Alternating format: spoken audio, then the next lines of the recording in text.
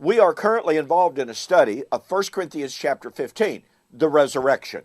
We have been focusing over the last few videos on the fact that Paul said Christ was the first fruit of the resurrection, the first fruit of those who had fallen asleep. Now, I want to make a correction here. In my previous video, I made note of the fact that Mark chapter 16 says Jesus appeared in a different form. Well, I had a brain burp. I said that the Greek of the text that Mark used epiphania. He did not do so. He used a form of phanero. And Jesus appeared in a different form. Greek word morphe. And evidently I used a different word for different. I had grabbed my Greek text and looked at it, and I just flat, something went wrong. But the point of fact is, it says he appeared from a form of the Greek word phanero. And he appeared in a different form. And a very sharp-eared friend of mine, Gerald Davis, who knows Greek very, very well, called my attention to how I had misstated the exact words that were used. And I appreciate that correction very, very much. It's my desire to be totally accurate in what I present. Okay, well, we are talking about the fact that Christ, once again, was the first fruit of the resurrected, or first fruit of those who had fallen asleep. And the question therefore becomes, what was the nature of Christ's resurrection body? It is argued, well, we are going to be resurrected exactly like Jesus was. My argument has been, continues to be, if Jesus was resurrected in an untransformed, non-glorious, immortal body, non-immortal body, then all of the claims that Paul's talking about, some future resurrection of every human being who has ever lived in exactly that same form, is therefore falsified.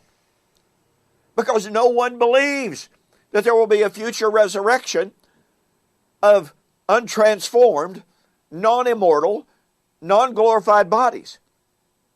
My argument continues to be that the post-resurrection, pre-ascension body of Christ was exactly and precisely the same body that Jesus had in his incarnate form.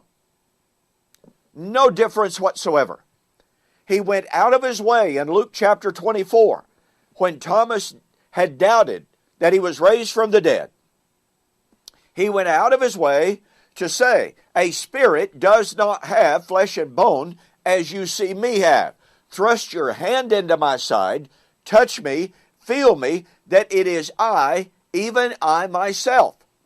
Now, how much clearer could Jesus have made it that the person that he was, the body that he possessed at that moment in Luke chapter 24, was exactly and precisely the body that he had prior to his resurrection? When people talk about the resurrected body of Christ being a transformed, immortal, incorruptible body, the question is justifiable. Why then did Jesus' resurrected body still possess the wounds? Why was the wound in his side still present? Why were the wounds in his hands still present? Are those who are saying that Jesus' resurrected body was transformed, immortal, incorruptible, and yet bore the marks of his crucifixion? Are they going to say, well, okay, we are going to be resurrected with the same physical marks of our human frailty?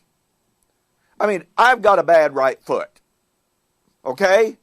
It's scarred from surgery that I had to have as a result of walking out in front of a car one Sunday morning when I was 6 years old, spending 2.5 months in the hospital, nearly dying.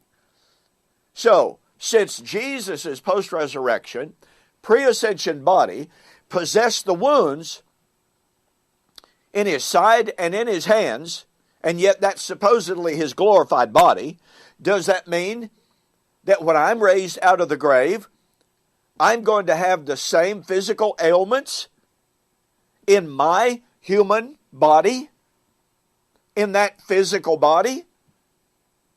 There's a total inconsistency among those who say his body was resurrected, immortal, incorruptible, undefilable,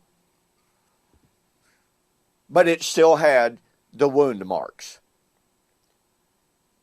Why was it not transformed into a perfect human physical body if the point is a transformed physical body? There's something wrong with that paradigm.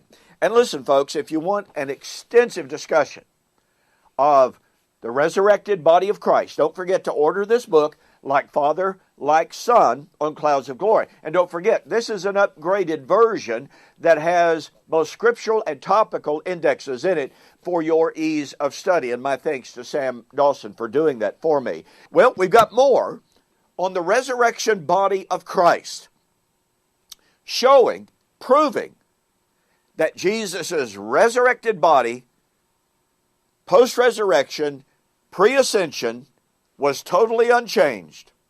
It was not transformed. It was not immortal. It was not glorified. And we will continue to prove that because this is so important in understanding the nature of the resurrection in 1 Corinthians 15. We'll see you on the flip side.